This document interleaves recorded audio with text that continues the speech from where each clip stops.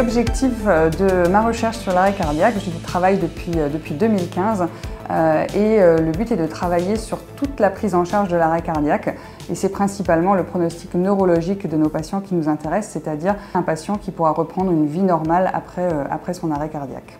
Les principaux défis que l'on rencontre dans la recherche sur l'arrêt cardiaque, c'est probablement le fait que l'arrêt cardiaque fait intervenir de nombreuses personnes. Le témoin en tout premier, celui qui va donner l'alerte. Donc on a travaillé avec nos régulateurs, donc les personnes que vous allez avoir au téléphone lors d'un arrêt cardiaque, pour les former à l'accompagnement du témoin au téléphone et qu'ils puissent accompagner ce témoin dans le premier massage cardiaque. On travaille également sur la prise en charge par le SMUR, donc le médecin qui arrive sur place lors d'un arrêt cardiaque. Et on travaille de façon très étroite avec la réanimation sur notamment le post-arrêt cardiaque et comment prendre en charge ces patients après le retour à une activité cardiaque spontanée.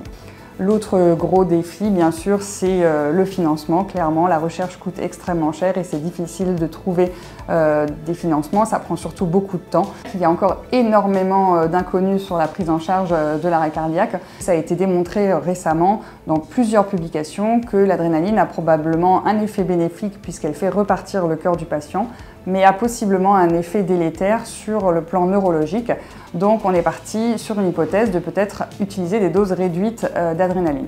Nos premiers résultats ont été très positifs et on a décidé de monter ce qu'on appelle un essai randomisé national pour comparer les doses réduites d'adrénaline aux doses standards que l'on utilise actuellement et voir s'il y a une différence sur le pronostic neurologique des patients. Depuis les années 70, c'est toujours le même type de drogues qui ont été utilisées. Donc on travaille beaucoup sur d'autres molécules qui ont des effets totalement différents mais qui pourraient améliorer la prise en charge de l'arrêt cardiaque. Et c'était notamment l'objet de ma recherche aux États-Unis avec l'utilisation de la noradrénaline dans l'arrêt cardiaque.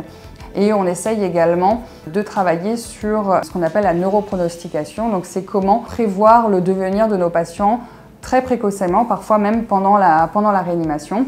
On travaille sur beaucoup d'autres projets actuellement. L'intelligence artificielle est également utilisée dans la prise en charge de l'arrêt cardiaque, notamment pour tout ce qui est analyse du rythme cardiaque ou massage cardiaque. Donc c'est plein de pistes de recherche pour l'avenir sur la prise en charge de l'arrêt cardiaque et il y a encore beaucoup de choses à faire. L'ADPS est heureuse et fière d'avoir soutenu les travaux de recherche de Deborah Yeager sur l'arrêt cardiaque.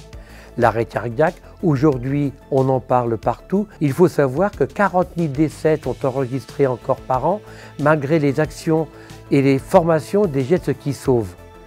L'ADPS continuera à financer chercheurs et chercheuses pour ensemble élaborer des traitements thérapeutiques pour sauver des vies. Car la mission de l'ADPS est la prévention sur le bien vivre pour mieux vieillir.